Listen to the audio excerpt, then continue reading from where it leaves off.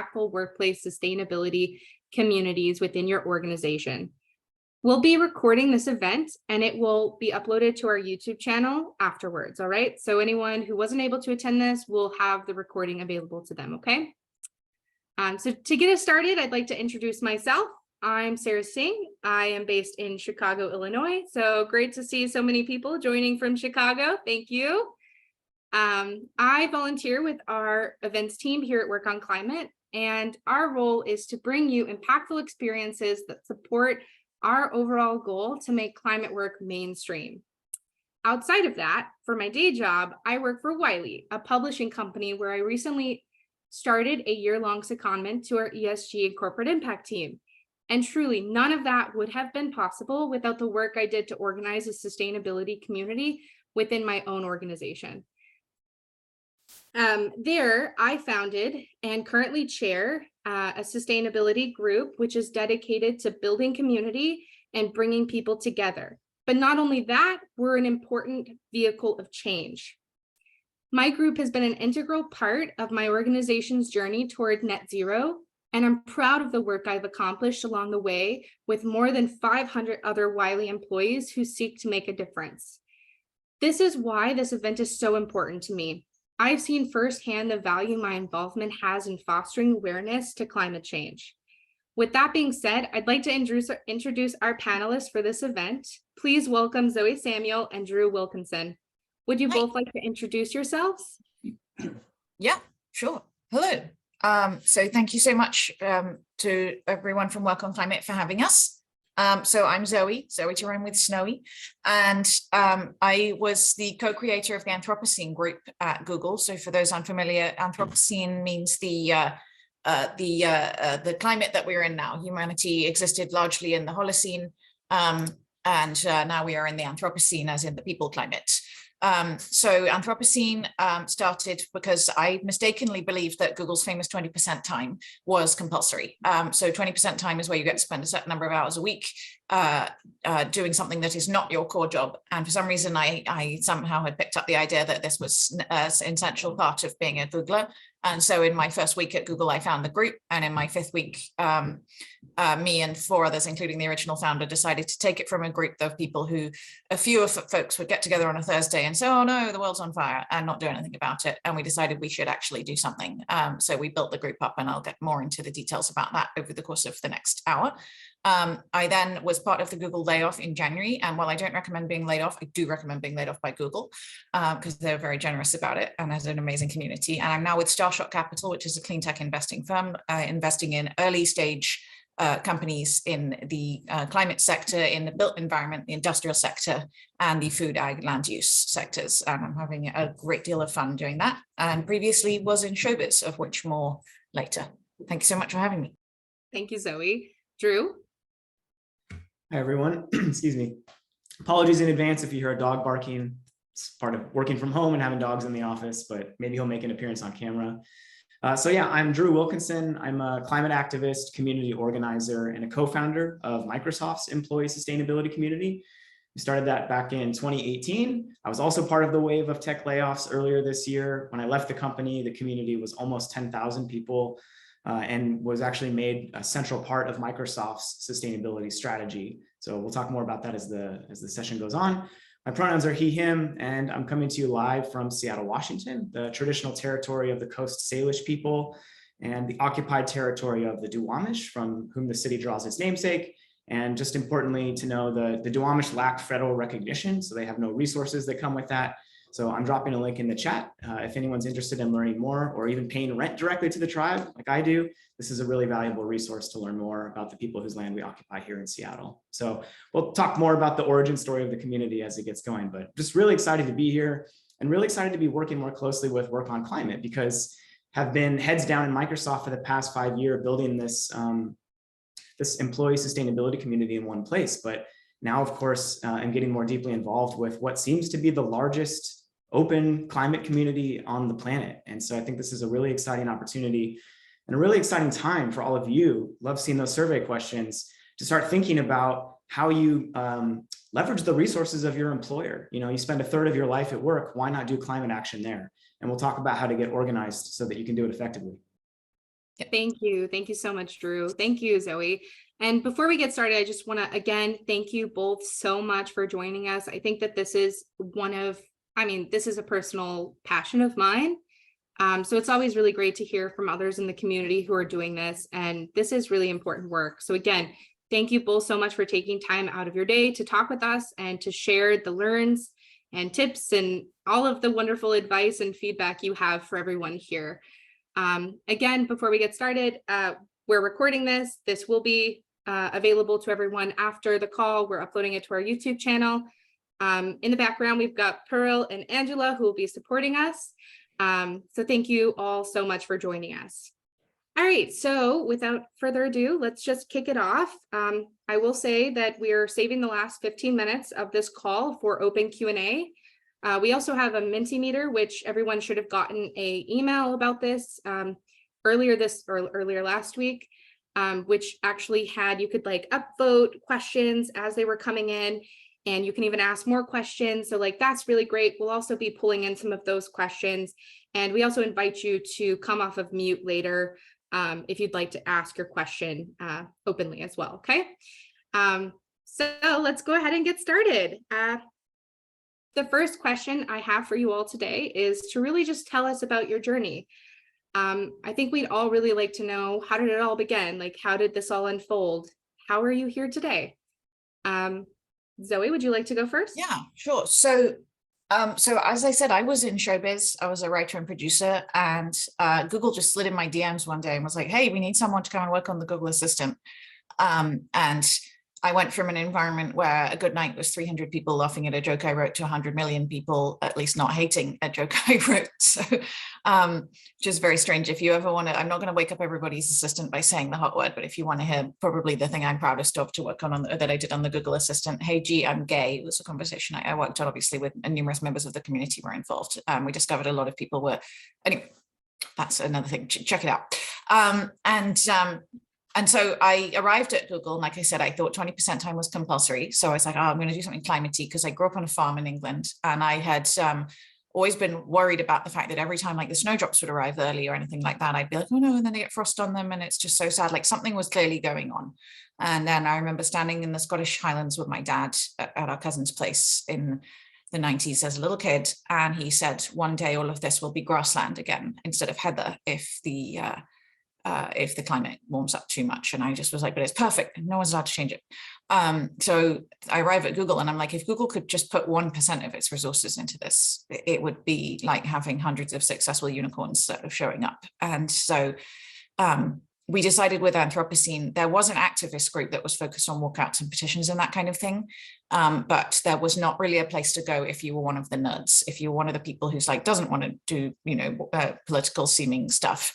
If you want to build solutions, there wasn't really a place for you. And we're like, Google has this 20% time thing, so we should use that. So we built the community side, and I'll get more into like how all of that was structured. But we also built all of that in support of the project side, something called climate working groups, which was functionally a rolling incubator. So we would find a project like Sunroof at Google that had like 5% of an engineer looking after it. And we would essentially moneyball them a team of 20%ers, where we did all the overhead of finding their talent and doing the project, like PGMing it, keeping people's managers off their backs or getting them to be supportive, and just basically helping everybody come together and actually get started on building stuff. Because what we were really concerned about at the end of the day is tons of carbon that don't end up in the air or that come out of the air one way or another. So I got started, as you can tell, I wrote jokes for a living. Like I was not someone who came in with 3 degrees in meteorology and physics and how hydrogen membranes work. So in fact, I just called them hydrogen membranes, like what even is that? So I came in, I got started as someone who was just very concerned and was the least techie person at Google. Thank you, Zoe. Drew? Yeah, it's a hilarious thing that Zoe and I have in common. I also have a background in show business, although backstage, thankfully, not on stage, at least in that particular. Yeah, me too. No, nobody needs to see that. But yeah, my journey into Microsoft and building that community was super weird and unlikely. I was in a punk rock band. I spent a good deal of my 20s on the road touring, not really working a lot. and doing a lot of seasonal nonprofit work, environmental nonprofits. So conservation work, building hiking trails, endangered species restoration. I just needed kind of like the flexibility to, be on the road 6 months a year. And that's also how I ended up getting into theater, a very accommodating industry to touring. But then, the band wound down, and I was like, well, I guess I better try to be an adult and get a real job. So I moved up to Seattle. I had a background in volunteer management for some of the nonprofits I worked at. I was also involved with an organization called Sea Shepherd Conservation Society. If anybody remembers that show Whale Wars that used to be on Animal Planet, I volunteered for them, lived and worked on a boat as an eco-pirate for a while, and then managed their onshore volunteer network after that. And then kind of a funny serendipitous thing, somebody that I knew from the punk scene worked at Microsoft, said there's an entry-level job on my team here in the legal department. I think you'd be a great fit for it, which I laughed at, obviously. But that was 7 years ago, and it obviously worked out. And I went from working at a small environmental nonprofit, which was like scotch tapes and shoestrings and like grant money to keep the light on, to being dropped into the corporate headquarters of like $1 trillion tech company. And so the first year was just like, what is this? What have I gotten myself into? This is insane. I don't know how to make sense of any of this. But also pretty quickly saw the opportunity of like, you could do a lot for the climate crisis if you harnessed even just some of these resources, not just the money or the technology, but like there's 200,000 of the smartest people that work here. So like, what would happen if we harnessed all of that and tried to figure out how to do it? And then there wasn't a way for the average employee to work on that. And back in those days, 2016, 2017, the company was doing stuff for sustainability, but it wasn't doing enough. And so the first wave was like getting organized, getting to critical mass, and trying to push the company from the inside to say, hey, don't take it personally. Nobody's doing enough, but we don't believe that you're doing enough. You have a tremendous opportunity and responsibility here. And by the way, there's at that point, hundreds, eventually thousands of employees who wanted to roll up their sleeves and help. So that's how it started. Yeah, that culture shock for me of going from like the biggest organization I've ever been part of is like, in terms of full-timers, gosh, like 20, to this place where there's just so much kale. And it turned out that the skills that it takes to get a bunch of actors to show up at the right time and do the thing you want them to do is actually the exact same skill set you need to get a bunch of Googlers to show up. That was interesting. It basically, once you've been in showbiz, I think making something that's the most fun hour of somebody's work week against the bar of like their work week is software engineering is maybe a slightly easier bar than their week is living in New York and doing whatever they want most of the time. So in that sense, it was a little easier. Yeah, the skills that we both acquired in our previous lives, very unconventional, not tech related. To Zoe's point earlier, not sustainability related. I'm also not like didn't go to school for this, but was pretty good at herding cats and community organizing and building all of that. And so maybe that's the first important point that you should all take away is that like, you don't need to be a sustainability professional to just create the structure in your organization where people can come and learn together, because very few of us are experts at this point, and that needs to change rapidly. And these open employee communities are one of the fastest ways to learn in the open collectively. And I think we need to take a broader view of what is a sustainability expert, because obviously climate and circularity, all these things, there's so many kinds. Like I meet biochemical engineers now who'll be like, yeah, I'm the wrong kind of biochemical engineer. You need to be speaking to this other one. I'm not an expert in that particular kind of hydrolysis. And I'm just like, oh, silly me, of course. So, I do consider I am a sustainability expert now, but on the business of sustainability, I still am not, not one of the scientists, but if without the business side of it, we'd be in trouble. Yeah. And I think that that's actually a common thread that I think a lot of people that I've heard in this space have is that, they often, and I think that the word comes up a lot, like imposter syndrome in the workplace as well, that, people, they don't feel like they're the best person or they're most equipped to be able to do this or take this project on because they don't have this advanced level of knowledge. And that is just completely false. Like, I think that that's just someone trying to put up a barrier on themselves to not be able to do something like this. And everyone has the ability to do this. This is something that anyone can do. Especially at big tech, I think a lot of people there are the kid who cried when they got an A-. And so the idea that they would do something where they're like, oh, I am but a humble software engineer who speaks 4 languages and plays Rachmaninoff on the piano for fun. And what could I possibly know about helping the climate? And if they're not going to do it in an A grade straight out the gate, they're just like, oh, it's worthless. And it's like, actually, firstly, you didn't do all of those things at an A grade when you were, well, they probably did when they were 5, but like, it's okay to start doing something and not do it totally perfectly, because we do not have time bluntly, to Yeah. wait until we're all perfect at this. Like the planet will have burnt down by then. So we should start now. Yeah. And I the caveat is that nobody has ever done this work before. Like literally, we're all starting from scratch. We're all building blueprints for a completely new way to do, I mean, hopefully everything about our societies, because the default setting is unsustainable. But like, it's not just, to Zoe's point, that you should be approaching this of like, I need to be perfect or good at it. You know, community work is messy. It's very experimental, and we're all figuring out how to do things that have never been done before. So there's going to be a lot of, you know, I don't think we'll get into some like famous failure stories or whatever, but like, you just have to be willing to try, to Zoe's point. Like, we're out of time. You can't be perfect. You can't let that be the enemy of good. Because if we fail, then we'll go down swinging. Although I don't believe that we will fail. I've become enormously optimistic. Like, this has completely cured my climate despair, is being involved in this work. Like, I went from feeling like, oh my God. And that's the other thing also, is this is such an enormous problem that even somebody as empowered as a Googler, you know, feels like, oh, there's just nothing I personally can do. But of course, if we all took that view, then we would never solve anything. So, you know, which snowflake starts an avalanche? Well, you just need to have an awful lot of them, and eventually you will have an avalanche. Yeah, no, I mean, I think that is an exceptionally good point too. I think it's really important that people, I mean, we often, I think in this space also talk about climate anxiety. And I always tell people one of the best ways to cure climate anxiety is getting involved. Is just really like being able to just do one thing at a time, not feeling like you have to take on the whole big problem all by yourself. It's just take it bite size, figure out like what's, because climate isn't one problem. Climate is 10,000 problems, and each one of them can have X thousand people working on it, and each one of them is solvable. Yes, but yeah, to get started doing this, you really just need, like, Drew started with him and one friend, and I started with me and 4 other people. And we just got in a room and said, hey, let's do something.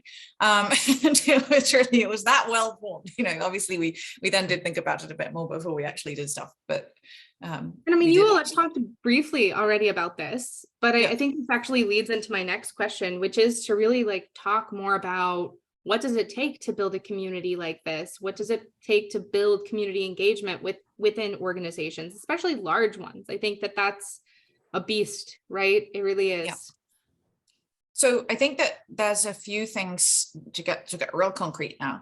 Like I said, you have to have some kind of reason. I mean, this is, again, in my experience, there are many paths to the top of this mountain. And I think part of a successful community, especially in sustainability, is not being prescriptive about that kind of thing.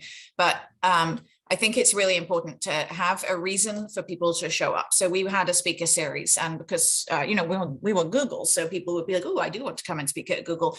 But you can certainly have like you know, so we would get all these fancy people like Michael Mann, the hockey stick guy, would like come and speak at our event just for fun. But we did a speaker series every week that gave people a reason to show up. And then we also had a chat, and we made sure to drop funny prompts in the chat. Like we would do a sort of, you know, you get a magic wand and you can protect a sort of 200-mile wide area from the ravages of climate change. Where would you protect? Just little things like that to kind of give people a reason to show up. And so we started with like very much understanding that the community is the bedrock of the solutions. And because we were there to build solutions, but we had a lot of people who felt that they were not qualified to build a solution on day one, we had to kind of get them engaged with the community first. And culture also matters intensely. If your community is not inclusive, if it is not a place that people feel safe. Like, again, if you're at somewhere like Google or any company, you know, you could discover that you are just an interested layperson, but there's someone in the room who's like published a heat pump, like all in all the, you know, heat pump journals. He's published like all the most important papers. I mean, you know what I mean? And you have to make sure that there are no stupid questions, that it's a safe place for people to ask questions, be wrong, and also to like not feel like they're going to be judged. Yeah, wonderful points, and super relevant to what we experienced at Microsoft. By the way, I just saw in the chat that my co-founder of the community is on the call. Hi, Holly, love you, miss you. A nice side effect of doing this work, something I never anticipated, is that you're going to meet your people. You're going to find your tribe. You're going to make lifelong friends. People like Zoe, you know, like this work, there's lots of reasons to do it, but you're going to end up meeting some of the coolest, nicest, sweetest people you've ever met in your life. So it's worth it for that alone. True. I will say, after the layoff, there were 14 people. Anthropocene leads 3 moderators, and within 36 hours, I heard from 100% of those people. They had all reached out to offer their introductions and their support and that kindness. Like, let's be real, nobody's in climate for the money yet. So it's, it's kind of like showbiz in that way. People come into it for a really authentic reason. They want to do something good in the world. They want to look their grandkids in the eye. They want to leave a good legacy. Like, it's a really ethical, it drives us really good kind sort of thinking. And it's also, when you work in climate, especially before like 2018, there was, if you said, oh, I care about the climate, people are like, that's nice. And even now, there's still a tendency in many environments to be like, oh, you're a hippie, oh, but you're not kind of a fluffy person if you care about this. And you feel a bit like Cassandra, from the Trojan myth, like doomed to prophesy and never be believed. And once you get together with your community, you find your tribe, your people, you feel like Agamemnon and you can conquer anything. Definitely. Yeah.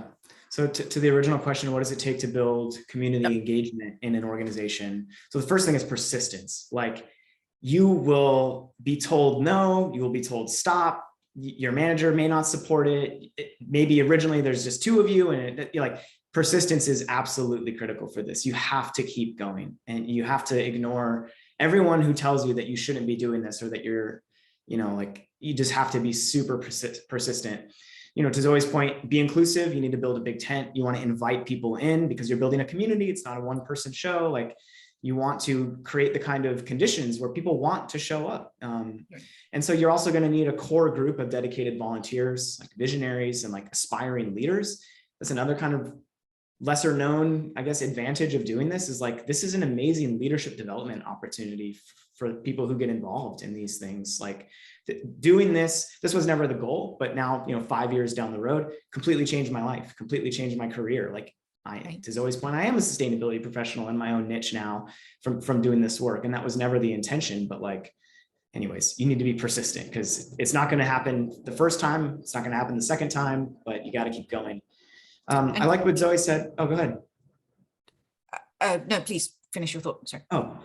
Culture is everything. I mean, so you may not be able to control the culture in your larger organization any more than all of us can control the larger culture that we're a part of that's destroying the planet. But you do get the space inside a community like this to build the culture that you aspire to live in, that you want. So make sure you build it right. Make sure it's inclusive, make sure it's intersectional, make sure it's welcoming, make sure it's fun. Something Zoe said earlier, like, Microsoft sustainability community members, when surveyed, always told us that this is the most fun thing they do at work. They love it. It's not just, oh, the sustainability community makes me feel like I'm doing stuff. It's that, but it's also fun. It's a place to, again, like, meet your people, feel empowered, learn something. So, make sure that you're creating the kind of culture that attracts people in, that invites them in for that collaborative experience. And with that in mind, like, Google's a global company, but it is headquartered in the US. It's overwhelmingly US oriented in much of its culture. And the US is firstly, not the world, fun fact, like, I'm not just doing a bit, this is my actual British accent, but also, a third of the Anthropocene leadership are from the global South and based in the global South. And I would say almost every week in Anthropocene, like, people who look and sound like me and Drew cause this problem. And so for us, we need to show humility and to center the voices, like I say ironically, because here we are in a fireside chat banging on all of you, but we would make sure to have speakers from the global South. We had speakers who are working in Gambia, people who are working in Bangalore, people who are from all over the world who are working where, you mustn't treat people as like passive recipients of your solutions. You have to treat people as equal partners. And do we have specific examples? I think we're holding questions for the end, but I will get into that. Also, there's a couple of the specific things of, like, if you need an executive sponsor to do stuff at your organization, like, the rules of your organization, the culture of it. At Google, you don't need permission, and better to ask forgiveness than permission, but whether and I imagine that there are some more corporate environments where that would not be the case. So if you need like air cover, find a friendly executive who's going to go and bat for you. Like, there's a VP at Google, Emmanuel Soke, who I don't know if he's with us here today, but Emmanuel was willing to damage his own career to make sure sustainability stuff, like, he greenlit an entire 15-person team and fought really hard for it. So find people who are just nuts enough to do that sort of thing and put themselves on the line from a position of power. Know what you don't know. If you're not coming in as a deep domain expert, like, we have this guy, the other OG Anthropocene of the Anthropocene 5, Alok Talakar, who, if you look him up, he created a project at Google called AnthroKrishi, who is just a titan of climate. And like, if he wanted to spend the rest of his life on a coal-powered jet eating steak through a plastic straw, he would still have like a negative carbon footprint by millions. But I know that he knows far more than I do about the science of it. So my job was to like empower him. But if he says, okay, these are the educational resources we need, like find those people who do know more than you. And if they're not at your organization, go to Project Drawdown, go to external entities, go to TerraDo, and say to them like, hey, what resources should we have, and make sure that your community has a good way of getting at least up to a sort of climate 101, like shared language. So that they know just the basics of like what is scope 3 emissions, those kinds of things. And then I urge anyone running a community, read an essay called The Tyranny of Structurelessness. Again, that's The Tyranny of Structurelessness.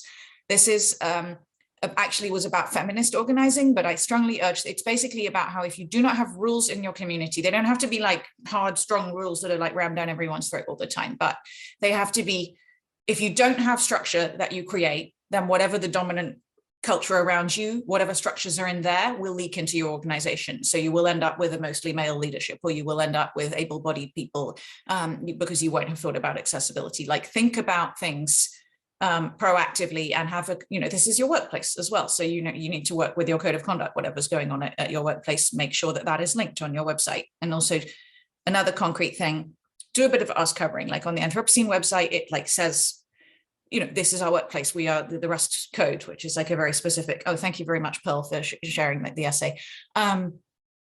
We're very specific where we would say like, more for the sake of any leaders who come to that internal website, this is what we stand for. And we're very clear about that. And we emphasize that this is a professional environment. We are here to, keep to the code of conduct. This is your workplace. All these normal things apply. And that is partly because you really do believe in it, but it's also partly because you want the organization to not have an excuse to shut you down by saying that you're, going off the rails. No, these are all really excellent points. Thank you so much for sharing about that. I think that also there's another part of this question, which I want to make sure that I ask. So can you really tell me, it's two-part, right? So what are the differences between like a top-down or a bottom-up? What am I talking about? Top-down, bottom-up effort, and then also from your experience, which efforts have led to the most change? Because I did mention at the beginning that groups like this are change vehicles, and so how, like, tell me a little bit more about that. Drew, do you want to start? Because I already talked more than you.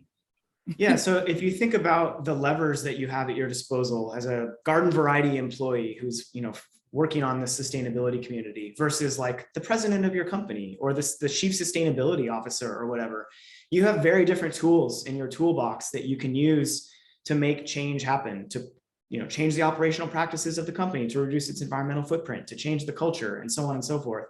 So top down, right? Like they can wave their magic wand and create new jobs out of thin air. They can throw millions of dollars at things. They can create a mandated company-wide training on sustainability. Those are things that you're probably not going to be able to do as a sort of grassroots volunteer group. But you also, as a volunteer bottom-up grassroots group, have a really unique set of levers that you can pull on too. And so understanding what is the company already doing from that top-down initiative, maybe it's nothing. And so maybe the first place you work is trying to convince them to do something.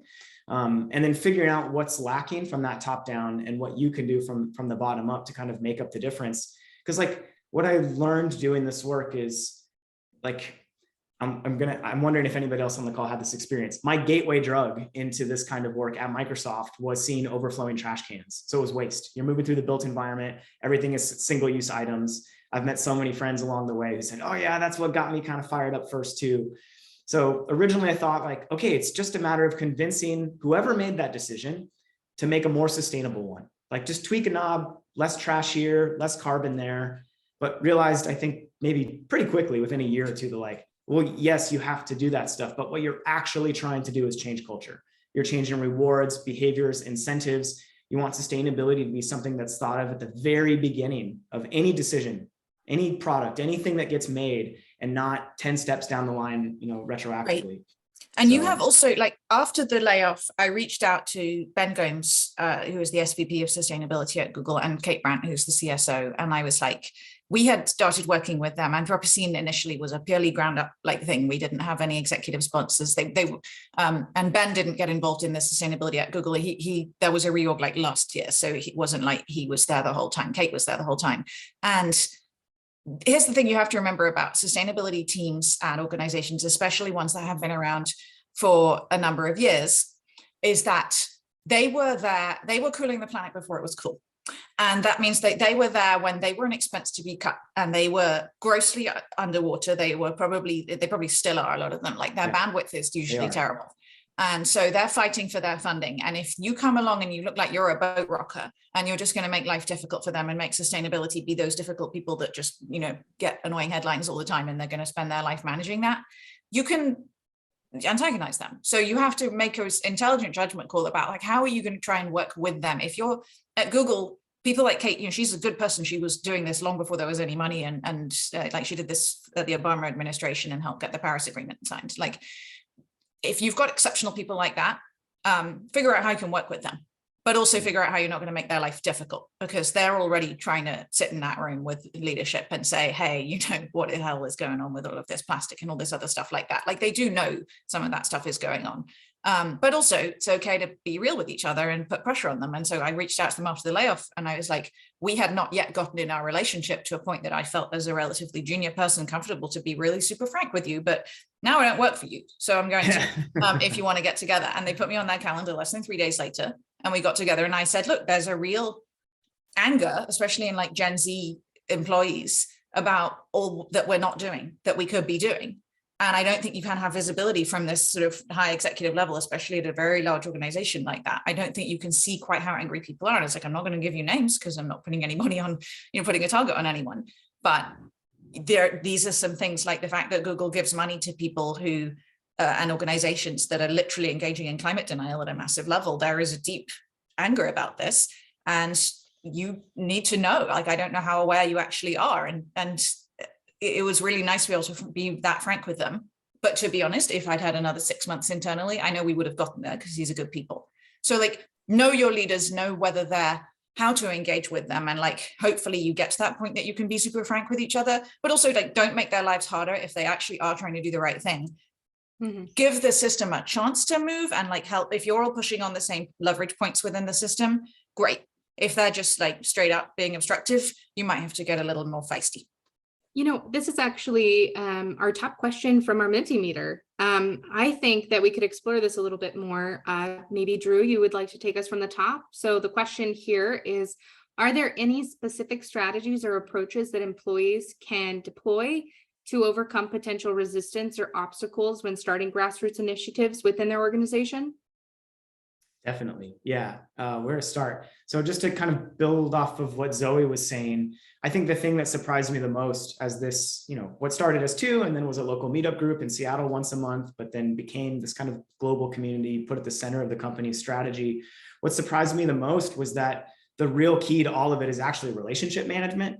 So if you are a community leader, you're in some sort of a leadership position, you're steering the community or whatever, to Zoe's point, who are the people in the company that you need to know, that you need to have a good relationship with so that you can be cooperative where you need to be, so that you can work together in concert, so that they understand the value of having a completely engaged workforce. Because in almost every company, the number of full-time sustainability professionals is going to be less than 1%. I mean, to Zoe's point, they will always be under-resourced. It will always be an under-resourced job. You'll never have enough. And so you can pivot and say, by engaging the broader workforce, you can basically bring more helping hands to a problem that's bigger than any one of us. And it's honestly one of the most cost-efficient ways to scale the work of these professional sustainability teams. Now, look, there's a fine line, like a volunteer with 2 hours a week is not going to be running the carbon program for the company but still, there's plenty of stuff that can be offloaded from these professional sustainability teams and sort of crowdsourced or democratized out into the broader workforce. And if there's a good transparency culture, like where you can see people's OKRs and goals and stuff for different teams, like read their OKRs and be like, this is what they're focused on. This is what they're trying to do, and be like, oh, we really agree. We're trying to get, at Google, they have like targets for get single-use plastic cut by this much. And great. Help with that. Be like, how can we make people aware of this? Also, don't bring anecdotes to a data fight. If you can prove that sustainability is good for retention, it's good for morale. Like I tracked, if anybody left Google to work on climate, I knew about it and I could give them a list of names where I could say, hey, here's 300 years of Google experience that walked out of the company in the form of 100 people with 3 years of average each. And some of them were like VPs and stuff. And they just left because you're not doing enough on this. Like that really makes leadership ears prick up. Think about the things they really care about. Like every time they have to re-recruit a white collar worker, it costs money, it costs time. So, and they really do care about morale. They really do care about engagement, because a lot of the time we're talking about companies where if somebody is laid off, they have 3 offers in their inbox within a couple of weeks. So it's not like they're just, oh, hey, what can we squeeze out of our employees? Like they do actually care whether people are feeling engaged and proud to be there.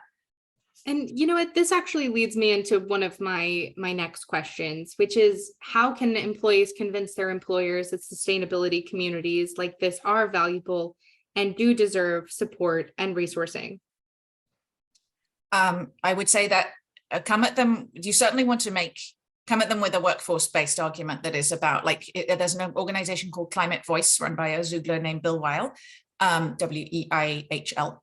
And they have a lot of good research, I'm in America, that proves how much this is important to engagement and morale and that sort of thing. And also recruitment. Like you cannot recruit from Gen Z if you don't actually have concrete stuff, and people are sensitive to greenwashing. But also come at them with a business argument. Like some of the most popular features in Google Maps are things like the eco routing, where you can take the green route, and like those things actually do add up. Or the on Google Flights, you can see that there's the thing of it tells you what your emissions are and helps you make it, and that does actually modify people's behavior.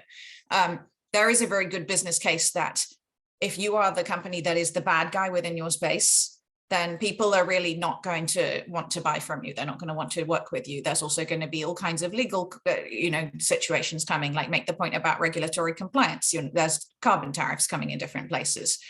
There's also in Europe, there's a patriotism argument to be made, where every time you're not doing the sustainable thing, you're putting money in Vladimir Putin's pocket, which nobody wants to be doing at this point, or at least certainly no company wants to be seen to be doing. Ideally, would also not be actually doing it. So come at them with like grown-up business arguments that make their job easier, and also that, the moral argument, start and end with the moral argument. This is the right thing to do. And just because you work at a big company doesn't mean you get to just box up your morality at the beginning of the day and just pretend that it doesn't matter what's the right thing to do, but also come at them with their workforce and their business. This is good for those things as well. This is a win across the board. Yeah, this problem isn't going away. Employees, especially younger generations, won't work for climate destroying companies. So not only do you need to be serious about this if you want to attract and hire and retain, this generation of workers, but you also need to give them a meaningful opportunity to contribute to it in some way. And again, a sustainability community is one of the most efficient, cheapest ways to do it. They're spending their own time and energy doing this because they care about it. So definitely that. I would also say that there's a couple of arguments that you can make that actually have nothing to do with sustainability that you could convince your company why this is valuable.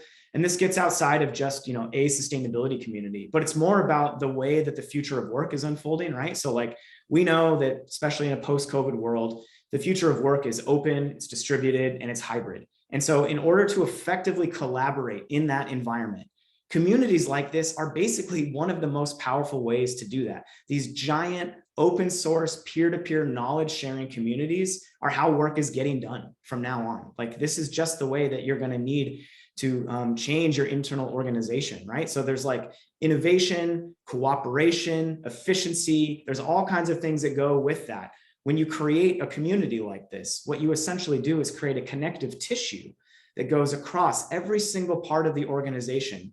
It's organization agnostic. It cuts against geographies. It cuts against kind of, vertical silos or whatever. When you get thousands of people, in our case, collaborating in an open environment around a specific topic, but they're from every part of the world, every part of the business, every culture, every language, you have no idea what can happen when all of these people who have no other reason to ever have even known each other existed, let alone collaborate and talk to each other. You have no idea what can happen, the ripple effect that comes from creating those conditions. And also we were, to Drew's point earlier, we were functionally running manager training. Like it was a free way for the company. Like if we put someone in charge of one of our programs, they were ready for promotion by the time we were done with them. Like we would have people come in. Also, never have someone come in on a volunteer should never come in on a fully open-ended thing. So always have like a 3 months and then a re-up, just in case it doesn't work out and, you know, life happens. Also have a way for people to step in and out of your organization just to get a little concrete again. But yeah, we would have people come in, and if they can organize 100, like we did 140 talks, and if they can organize it in multiple time zones and all that kind of thing, they're probably ready to run a slightly bigger project than they've been doing in the course of their normal day. So that's free. That's just free value for the company. The other thing is also that companies like Microsoft and Google spend billions of dollars a year. By far the biggest expense that they have, and their biggest carbon footprint thing is the data centers. Autonomizing the data centers saved them massive amounts of money and was very good for the planet. And then, of course, they get to open source or sell solutions like that. So a lot of the solutions that you build for yourself, especially solutions like a company like Google might have hundreds of millions of pieces of single use. I do know what the exact number is, but I think my NDA means I can't tell you. But like they might have hundreds of millions of pieces of single-use plastic. A playbook that is created to solve that at Google is a playbook that then can be probably monetized, or if not, then given away for goodwill and PR. And that's nothing to do with sustainability technically, but it works. Zoe, Drew, thank you. This is, I mean, you all have no idea. There is so much to cover. This topic, I mean, you, of course, actually, I feel like I'm singing to the choir here. Is that the saying? You all completely understand that this space is so vast and there's so much to talk about here and so much we can like dive into and unbox. Like truly an hour conversation is not going to give us enough time to do that. Unfortunately, we are over time and now we're going to go into our open Q&A. Before that, I want to have Pearl share her screen, and she's going to again share the, before this meeting, we had sent you all the Mentimeter. So it's a QR code where she'll share that, where you can go and upvote the existing questions or ask new questions. And then from there, I'll pull the top questions and then we'll dive in. While we're waiting for that, I do have a funny one, which I would really like to, we've talked about some serious stuff here. We've definitely enjoyed this conversation from that side, but I want to give us a moment to just switch tracks. And it is also a question on our Mentimeter. Tell us about a blunder. Tell us some funny stories. Feel free to jump on in, whoever wants to go first. Oof. Still thinking. Well, I nearly got, so Google does a ranking for when you get your performance review. And because I did so much stuff for Anthropocene with my first manager, who at every single one of our one-on-ones was like, you're doing too much on Anthropocene. I was like, but I can't stop. It's really fun and important. I nearly got a needs improvement, which is how you end up on a performance improvement plan. And then fortunately along came Emmanuel Soke and the gTech organization, and I got to switch teams. And then amazingly, my reviews went up. But I think that on a personal level, that was my biggest screw up. But also we kept somehow accidentally spamming people with emails because even though we're Google, we couldn't sort stuff out. Like, but most of our programs would start with, you know what, Drew has some good ones. I'm going to let him step in here. I'm struggling to think of like an individual funny moment. One of the cool things that happens when you start this, as you build the tent and people start coming in and taking on volunteer leadership positions a few hours a week or whatever, like I said earlier, you find your people, you find your tribe. I mean, there's just like countless hilarious moments in that kind of, even just that inner circle of like those of us who are turning the cranks on the community every day to drive all of the programming and stuff. But I had a similar experience with Zoe when I first started doing this. My management was like, why? This has absolutely nothing to do with your job. And like, this is taking time away from your growth and your actual job. And I was like, well, I mean, the planet is on fire. So it seems kind of relevant to my career. But like, I guess the point is, you need to just believe in this work and continue to do it. And especially when people say that you shouldn't. And look, there is some level of risk that you need to be willing to take on. You know, there's this kind of spectrum between cooperative and confrontational. And we've seen employees scale that spectrum at various companies. You know, Amazon employees very famously highly confrontational, walked out, petitions, shareholder resolutions. Sounds like at Google, a little more cooperative. I'd put Microsoft squarely in the middle, cooperative where we could be, confrontational where we needed to be. But you should also be willing to take on some risk to do this work, you know, and yeah, take that on as, I don't know, I took it on as like an honor. It's like, again, no one's ever done this before. And even outside of, you know, organize a community at your job or even any of this stuff, it's like, what are we willing to risk individually to fight for the kind of world that we want to live in, to fight for a more sustainable future? And it's scary to do that at work. It's your livelihood, obviously, but also, you can hold people to high standards. Like when you sit there facing an executive, that they're just a human being. And you say to them, like, I know that you are concerned about the world that we're leaving behind, like, because they are. And if they're not, then they should be. So just talk to them as if they are doing the right thing and they're going to do the right thing. And hopefully if they do, come for you, they'll have the decency to do it to your face. But do also bear in mind that by doing this work, you are creating a qualification for yourself that in the fastest growing work, like basically AI and climate are the two sort of recession-proof investment spaces at the moment. So at the very least, you will come out with a really amazing resume item in a rapidly growing space where billions of dollars are being invested all the time. So like if it goes horribly wrong at the end of the day, then it's actually going to go fantastically right in ways that you probably were not anticipating. So do keep with that in mind, do keep like a little sort of metric stock handy where you can say, we did this many talks and we got this many members, and be able to sort of speak about it, because hopefully you'll change jobs at some point into, you might get to do something that's more sustainability oriented as your full-time thing if you want to, and this will help enable you to do that.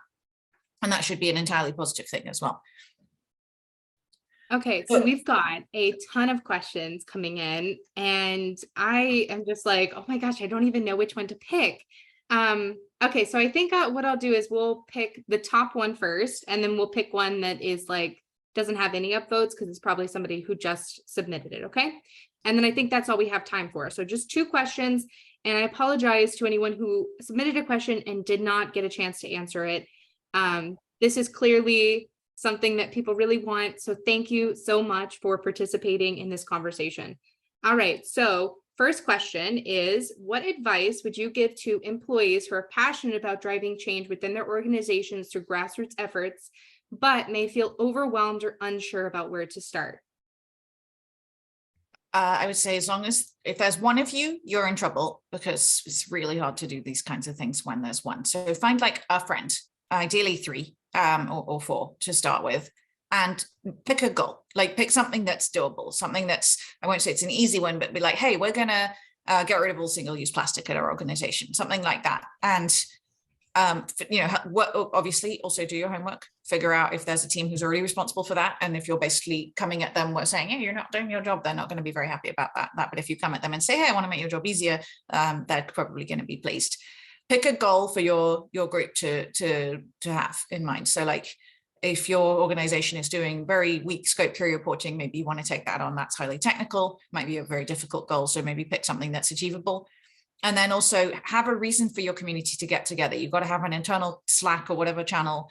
And then have, even if it's a monthly event and you don't want to be organizing outside speakers because you need a budget or something like that, have members of the community talk about ways they've made their own life more sustainable, or that kind of thing. Like you can have an event where people come and share their wins or their losses, or you theme the event where you say everybody's going to come and share an interesting news article, and then we're going to talk about that. So there's a little bit of structure and a reason to show up, but just give people a reason to get in a room or a Zoom and see each other and feel not alone, at least on a monthly basis. Weekly is better, but obviously life's busy and your organization may not be big enough to sustain that. So a goal and then an event are the 2 sort of key things. And then ideally start, keeping like lists of members and stuff like that in a reasonably intelligent way early on, because otherwise you'll have the high quality problem of loads of information and an organization to it. But worry about that slightly less at the beginning.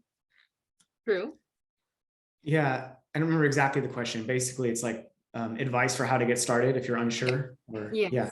Well, the first thing is just do it. I mean, just do it. Like, it's not going to be perfect. It's going to be messy. You're going to feel like an imposter. You're going to feel like there's only 2 of us, but it has to start somewhere. So just do it is definitely the first piece of advice. Some other kind of practical tips, you should, maybe I should put this caveat. Before you go do it, take a look around and see what already exists. Because what I've seen time and time again is employees who get really fired up and want to start a little sustainability, community or a green team without having done the kind of landscape analysis. And maybe there's already a couple of other ones that are doing it. Right. So there should just be one. There should just be one in your company. You can create sub-communities, or you can find ways to kind of break that into like regional chapters or maybe by topic. But one of the things that really makes these communities fail to ever get off the ground or get critical mass is that there's multiple communities doing the same thing, but in a disconnected way. So build one tent, one place.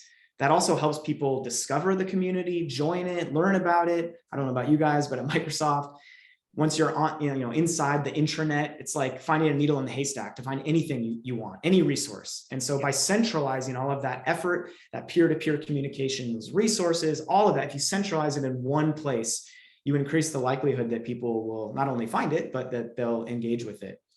Another at Google, we did have more than one, but with a very strict caveat that Anthropocene was focused on building climate solutions.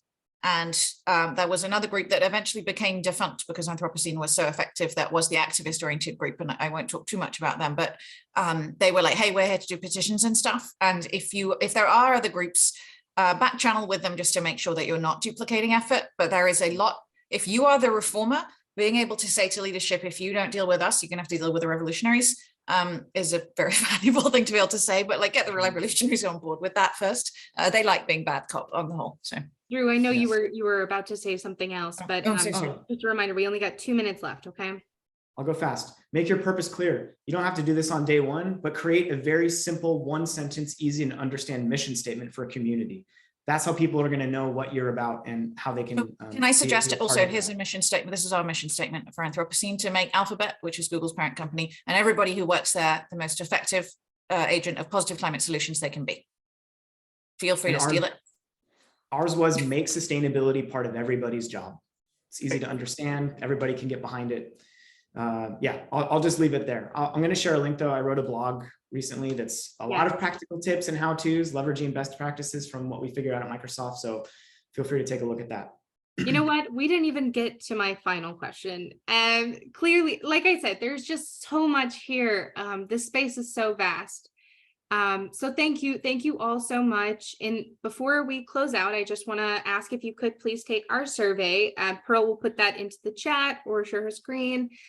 And that will be really helpful. Again, this really helps us understand what we need to be doing in the future, if this is something that we should continue doing, how to build out this for further conversations as well.